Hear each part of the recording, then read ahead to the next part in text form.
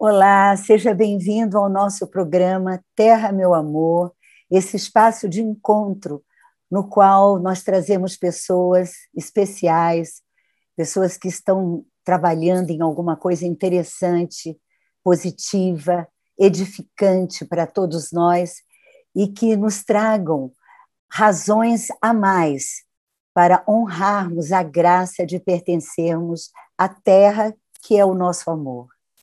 Então, hoje, nós temos a grande satisfação de receber um grande amigo, Fábio Broto, que virá nos falar sobre a arte da cooperação. Fábio, seja muito bem-vindo ao nosso Terra, Meu Amor. Uma alegria muito grande ter você com a gente. Sabe, Fábio, normalmente eu começo o Terra, Meu Amor trazendo um poema. E dessa vez eu escolhi um poema da Cora Coralina, e que eu acho que dialoga com o que a gente vai conversar, porque ele fala de criação. E o poema diz assim: melhor do que a criatura, fez o Criador a criação. A criatura é limitada. O tempo, o espaço, normas e costumes, erros e acertos. A criação é ilimitada. Excede o tempo e o meio, projeta-se no cosmos. Então, seja bem-vindo mais uma vez.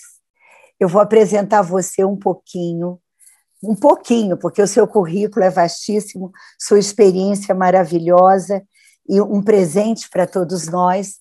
Então, assim, gostaria de dizer para os nossos telespectadores que o Fábio Broto, ele nasceu em Rio Claro, mas há muito tempo saiu de lá, e ele é pai de Thier, Ilê e Chacal, casado com Denise, né, mora em Brasília e desenvolve projetos de educação, de jogos cooperativos, a arte da cooperação.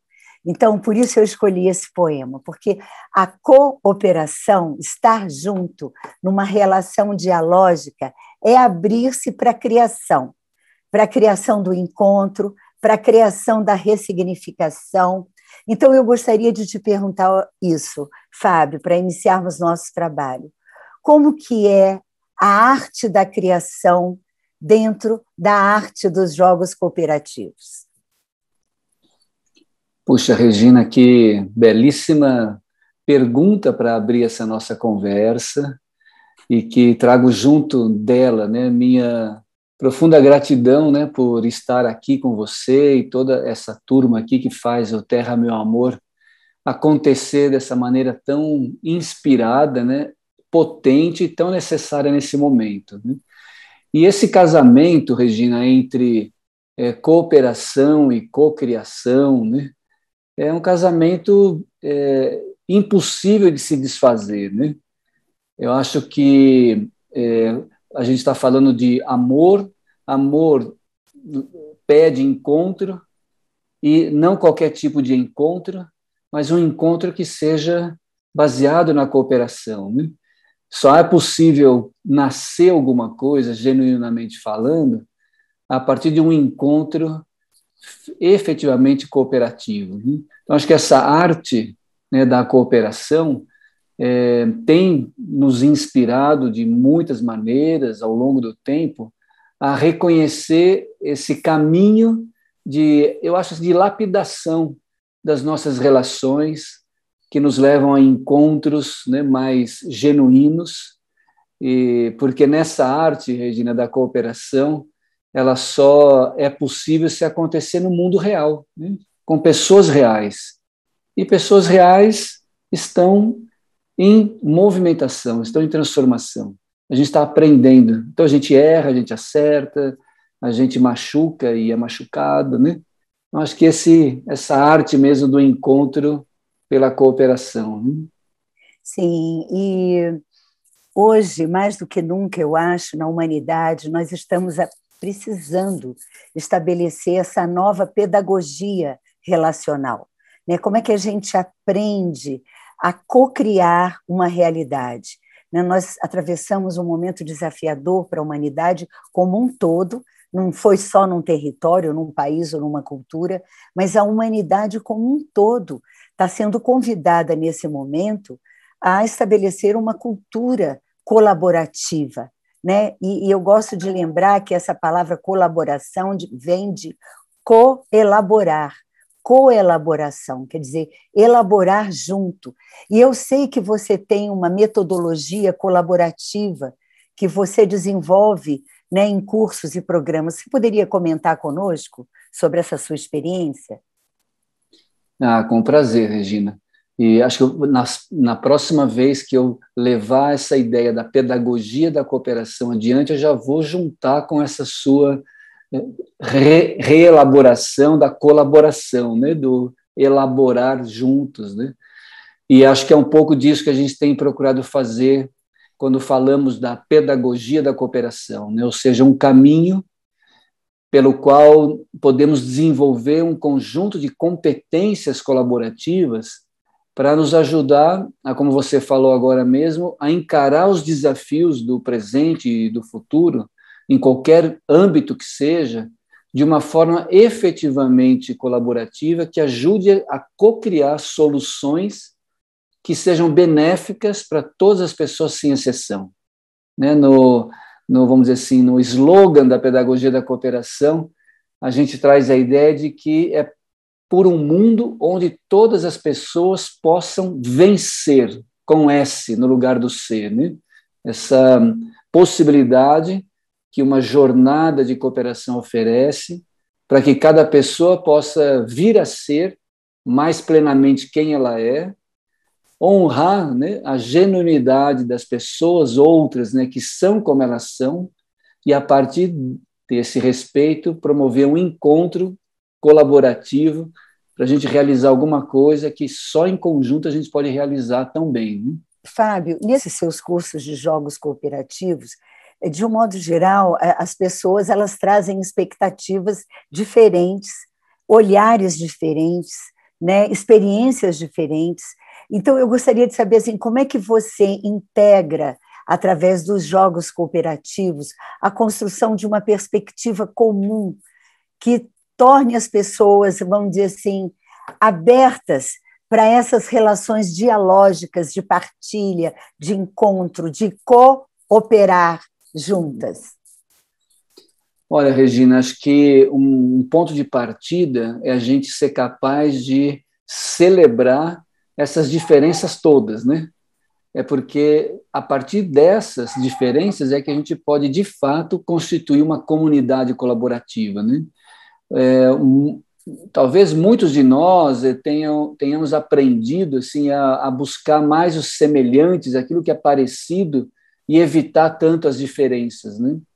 O que, do meu ponto de vista, foi uma perda de tempo, porque as diferenças, né, elas existem justamente para criar esse continente sobre o qual a gente pode se ver como uma unidade, né, como uma só humanidade, né?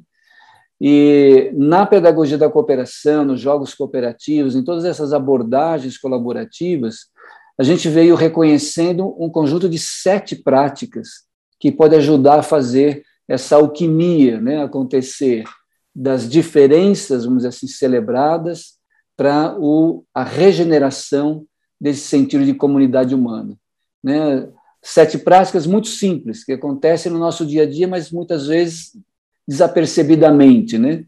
É o saber conectar, saber cuidar, saber compartilhar, saber confiar, saber cocriar, saber cultivar e saber celebrar. 7 práticas que, através de uma série de atividades cooperativas, a gente procura desenvolver em grupos muito diversos, em situações muito diferentes, para ajudar a regenerar esse sentido de comunidade colaborativa, né? Quando você estava falando agora desse encontro da diferença, da diversidade, né, como um fator de riqueza para a construção de uma comum unidade. Eu acho muito linda essa figura que você traz, né? Que você traz justamente, né, o diverso e o uno, né, o todo e a parte. Quer dizer, não há nada a excluir. Então, quando você estava falando isso, eu me lembrei de um livro que eu li há algum tempo atrás, do Fritjof Capra, chamado Conexões Ocultas, em que ele justamente mostra, ele evidencia esses jogos cooperativos da natureza, onde 1 mais 1 igual a 3, né? Essa é a história da evolução na Terra. Então, assim, gostaria de que você comentasse como é que você percebe assim, essa pedagogia numa perspectiva de uma ecoética, de uma ética de pertencimento à Terra. Puxa vida. Acho que puxa a vida mesmo, tem que puxar a vida para tudo isso, né? E acho que uma primeira puxada que, quando eu te ouço, eu sinto, é para uma ideia que a gente também vem brincando com as palavras, Regina, que é, assim, no lugar de promover a empatia, a gente está procurando e talvez necessitando de promover a ecoempatia, né? O que na pedagogia da cooperação a gente chama de empatia? É a nossa habilidade de não me colocar no seu lugar, né? Como se fosse você mesma, porque isso eu acho que é quase impossível.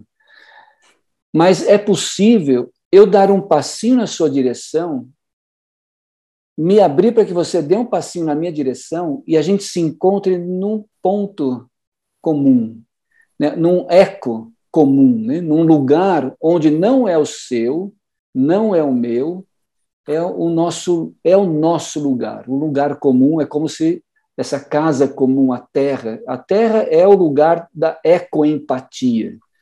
A Terra não é minha, a Terra não é sua, a Terra e nem é nossa. A Terra é um lugar onde a gente coabita, né? Então, acho que nessa perspectiva, Regina, eu vejo assim, esse exercício de colaboração ajudando a, primeiro, recuperar essa consciência de que nós coabitamos, né, um mesmo espaço e que ele só é possível ser, vamos dizer assim, sustentavelmente compartilhado se a gente se vê como parceiro, como parceira de uma mesma jornada. Se a gente continuar se vendo como combatentes, inimigos, concorrentes, a gente não acessa esse lugar comum, né? E nos distanciamos cada vez mais, não só dele, mas da gente mesmo, né? Um constante processo de autofragmentação e separatividade, né? Sim, e eu penso, quando te escuto agora, justamente assim, existe uma cultura generalizada de que no processo evolutivo da vida, as espécies que sobreviveram foram as que eram mais fortes, as que eram mais fortes. Mas a biologia provou que não, que foram as que se adaptavam melhor às mudanças, ou seja, as que interagiam mais, as que propunham com o ambiente uma relação de colaboração, de soma, é o 1 mais 1 igual a 3 mesmo, né? Então, assim, é o encontro para gerar um novo. Então, quando eu penso e te escuto, eu vejo o seguinte, nesse momento em que a gente está vivendo, Fábio, é preciso que a humanidade revele a sua resiliência, a sua capacidade de se ressignificar. E eu percebo que, já que a gente estava falando de criação, os jogos cooperativos, eles podem ser um convite para que você saia do seu lugar, justamente dê esse passo na direção de uma nova realidade ou do outro, de uma outra demanda, e co-construa uma nova realidade, né? Na sua experiência como educador, você acha possível que a gente, aos poucos, venha integrar isso de uma forma mais a curto prazo, porque também há uma emergência, né, nas mudanças. Como é que você vê? Você acha que a prática dos jogos cooperativos ele é um vetor educacional catalisador desses insights para a mudança? Eu tenho total confiança nisso, Regina. Não porque eu simplesmente acredito nisto, mas é porque eu tenho visto tudo isso acontecer, né? Aqui no Brasil, particularmente, os jogos cooperativos tiveram um impulso muito graças à Unipaz, né? Porque eu conheci os jogos cooperativos em 1989 na Unipaz, em Brasília, quando eu vinha fazer a formação holística e tive contato com uma professora da Escola das Nações aqui de Brasília, Fabiane Lopes, que não está mais, e que mais tarde, né, eu acabei conhecendo a Denise, minha esposa, que trabalha na Escola das Nações. Mas não vou entrar nessa história toda aí, mas são essas sincronicidades todas que acho que se somam para confirmar essa minha confiança, né? De lá para cá, Regina, de 88, 89 para cá, essa abordagem dos jogos cooperativos no Brasil, ela se estendeu, né, em muitos campos, né? Diferente de outros países até, aqui no Brasil, jogos cooperativos você pode encontrar na escola, nas empresas, nas comunidades, inspirando relações governamentais, favorecendo esse exercício, que eu acho que é uma mudança de consciência mesmo, né? Porque, de uma certa maneira, a gente pegando esse exemplo dos jogos, né? Muitas pessoas aprenderam a jogar só um tipo de jogo. Um jogo onde só um ganha. Nem todo mundo pode vencer. Alguém tem que perder. Jogos competitivos, excludentes, né? Onde nos vemos como concorrentes, adversários, né? E tem uma crença por trás disso, né, Regina, que você trouxe agora, e graças a uma porção de coisas, né? E, no caso, você citou o Capra, isso vem se desvendando de uma outra forma, né? Nossa natureza, ela não é necessariamente competitiva ou exclusivamente competitiva. E também nem é totalmente cooperativa o tempo todo, né? Eu gosto do que o James Carse fala, um filósofo americano, que a vida é um jogo de possibilidades. Se é um jogo de possibilidades, o jogo será aquilo que a gente escolher praticar, né? Então, os jogos cooperativos, eles fazem, acho que, esse convite, primeiro, para a gente perceber que tem mais de um jeito de viver a mesma vida, de resolver o mesmo problema, de transformar o mesmo conflito, de realizar as metas, os sonhos que a gente busca. Há muitas maneiras para fazer isso. Dentre essas maneiras, há uma maneira onde seja possível para você, para mim e para qualquer e todas as pessoas a realizarem isto. Não há, nessa maneira, exclusão, só um de nós vai poder se dar bem, né? Então, o jogo cooperativo, ele me convida a abrir essa percepção, olha, tem outro jeito de jogar esse jogo. Você lembra da dança das cadeiras? Uma brincadeira tradicional de infância? Acho que quase todo mundo já brincou disso, ouviu isso brincar. Foi o primeiro jogo cooperativo que eu conheci na Unipaz. E aí, quando eu vi que tem um outro jeito de fazer esse jogo, onde ninguém sai e todo mundo pode ganhar, aquilo abriu, né, um horizonte de possibilidades, né? Mas como isso pode ser, Fábio? É muito simples, né? É uma pequena mudança que causa uma grande transformação. Em vez de tirar as pessoas que não conseguem sentar nas cadeiras que sobrarem, a gente só tira as cadeiras e mantém todo mundo no jogo. Você tem lá 40 pessoas no jogo, crianças, jovens e adultos, e começa com 30 cadeiras, vão sobrar 10 pessoas, elas vão ter que achar um jeito de sentar usando as cadeiras que sobrarem e as pessoas que estão no jogo. Até sobrar uma cadeira para 40 pessoas. Como é que a gente cocria soluções onde todo mundo caiba? E aí, quando consegue fazer isto, e todo mundo se anima muito, sentando no colo uns dos outros, umas das outras, a gente vai e tira a única cadeira. Acabou o jogo, Fábio? Não, gente. Como é que a gente agora segue sentando sem cadeira nenhuma, não pode sentar no chão, só pode usar os recursos que sobraram? Quais foram os recursos que sobraram? As pessoas. Os colos das pessoas. E essa é uma analogia que eu acho muito legal para esse momento que nós estamos vivendo, porque a gente fica muito preso nessa ideia de escassez, né? Está faltando recurso, falta dinheiro, quando, na verdade, o recurso fundamental que a gente precisa e que está à nossa disposição o tempo todo é o colo da outra pessoa e o meu próprio colo, Sim. que a gente pode aprender a compartilhar. E se a gente consegue fazer isto, a gente, de fato, quebra esse ciclo de escassez, né, que leva ao medo, vamos dizer assim, a guardar recurso, guardar sentimento, porque não tem para todo mundo, então não quero ficar sem, e quando eu faço isso acaba faltando mesmo, né? Romper esse ciclo vicioso de escassez para reativar esse círculo virtuoso, não de abundância. A gente tem que investigar, assim, não é sair da escassez para a abundância, mas é sair da escassez passando pela abundância para a gente se localizar na consciência de suficiência. Tem colo suficiente para todo mundo, sem exceção, né? E particularmente no mundo de hoje, a gente já tem toda a inteligência, todos os recursos necessários para promover uma vida digna para toda a humanidade, se a gente caminhar com essa consciência de suficiência e praticar a vida como um jogo cooperativo, né? E veja, não precisa muita coisa, como a gente fez no jogo, só mudou uma coisinha, em vez de sair todo mundo, fica todo mundo, e aí qual é o desafio? Como é que a gente usa a nossa inteligência para co-criar soluções dessa forma? Eu acho muito interessante isso que você traz, Fábio,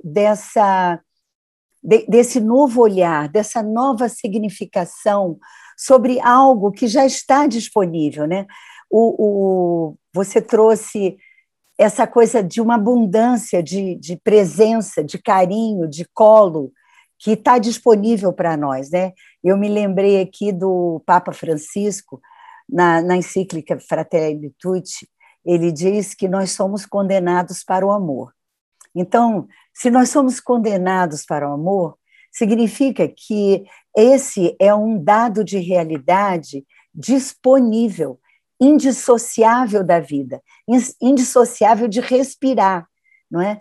Então, isso passa realmente por uma vamos dizer assim, uma reavaliação de valores e princípios que têm norteado as relações entre as pessoas. Então eu penso assim que como que você, através dessa experiência sua, você convida as pessoas para entrar nesse novo processo de celebração de estar junto? Acho que uma coisa bacana que você traz, assim, primeiro é compreender que, embora isso seja simples, essa transformação, vamos dizer, como a gente representou na transformação do jogo, isso transformar também nossa maneira de viver no dia a dia, eu acho que é uma coisa simples, ela é muito complexa e muito desafiadora, né? Eu particularmente, eu não fui alfabetizado na cooperação. Eu não aprendi a cooperar na escola, né, na vida de um modo geral. Não tive aula, né, vou dizer assim, para cooperar, assim como eu não tive aula para competir, para ser individualista. Eu não me lembro de nenhum professor chegar para mim e falar: gente, hoje nós vamos ter aula de ser individualista, para ser competitivo. Mas eu aprendi a ser individualista e competitivo. E eu aprendi como? Quando? Eu aprendi sem saber que eu estava aprendendo. Eu aprendi brincando a ser individualista e ser competitivo. Então, se eu aprendi brincando a ser individualista e competitivo, eu também posso aprender brincando, só que com consciência do que eu estou aprendendo, a ser mais solidário e cooperativo.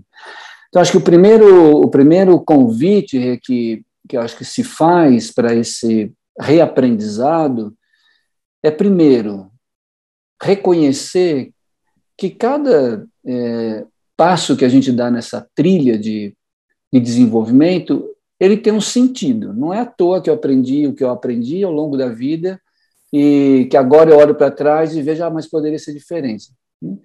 Mas tem um valor, tem um sentido, assim como cada pessoa. Então, é valorizar a jornada de cada pessoa. Quando eu me sinto valorizado, quando você se sente respeitada, sendo quem você é, há um relaxamento das defesas. A gente começa a baixar a guarda. Puxa, eu sou bem-vindo. Eu não estou sendo, vamos dizer assim, excluído, rotulado, classificado, certo, errado, bom ou mal. eu estou sendo honrado. E aí eu baixo a guarda. Quando eu baixo a guarda, eu me abro para outra pessoa, eu me abro para outra experiência. E aí a gente pode começar a se aproximar, né, como pessoas reais, que têm seus medos e têm suas coragens e tudo mais, né? E acho que quando esses pequenos primeiros passos são dados, a gente se depara com, que eu acho que é a chave que abre o caminho para uma cooperação genuína. Eu começo a me deparar que, por mais que eu conheça, que eu já tenha vivido, tenha experimentado e tudo mais, para algumas coisas eu sou incapaz. Eu não dou conta de tudo, embora eu acreditasse que sim. Mas, na real, quando esse rebaixamento das nossas defesas acontece, eu também permito reconhecer em mim mesmo minhas fragilidades. Eu não dou conta de tudo. Você também não. E se você não dá conta e eu também não, que tal a gente se juntar para ver se junto a gente dá conta? Então, quando isso acontece, essa é a terceira prática da pedagogia da cooperação, é o saber compartilhar. O saber compartilhar, ele tem um selo que é eu preciso de você. Essa declaração nessa altura da trilha de cooperação. Eu preciso de você, Regina. E se eu reconheço de verdade que eu preciso de você, eu me abro para cooperar com você, porque eu tenho consciência de que por mais que eu seja, que eu me ache, que eu já tenha feito, tal, para algumas coisas e para as coisas deste momento que me faz encontrar você, eu não dou conta. Eu preciso da outra pessoa. E aí a cooperação de verdade pode começar a acontecer quando tanto eu como você e todas as pessoas envolvidas naquela situação reconhecem a necessidade genuína da outra pessoa. Fábio, eu realmente fico assim encantada de conversar com você, mas o nosso tempo está chegando no final. Eu queria agradecer muito a sua presença conosco, de verdade, e eu deixo para você trazer as palavras finais. Gratidão, Regina. Eu acho que, inspirada pelo que você acabou de dizer, um passo que talvez seja possível para cada pessoa que dá nesse momento de, vamos dizer assim, expansão dessa diversidade, é a gente ampliar nosso colo, sabe? É ampliar as bordas, as margens, abrir mais o campo para abraçar mais plena e verdadeiramente essa grande diversidade, porque se até aqui a gente não conseguiu dar conta do que tinha que dar, é porque nem você, nem eu, ou qualquer pessoa separadamente sabe o que fazer. A gente só sabe se a gente saber junto, né? Por isso eu agradeço aqui esse convite para estar com vocês. E eu que agradeço, e eu fecho o nosso programa hoje lembrando o Saltimbancos do Chico Buarque, que é justamente isso que você acaba de dizer, quando ele diz assim: todos juntos somos fortes, somos flecha, somos arco, todos nós num mesmo barco, não há nada para temer, do meu lado há um amigo que eu preciso proteger, todos juntos somos fortes, não há nada para temer. Gratidão e obrigada a você que esteve conosco até agora. Até o nosso próximo encontro. Até lá.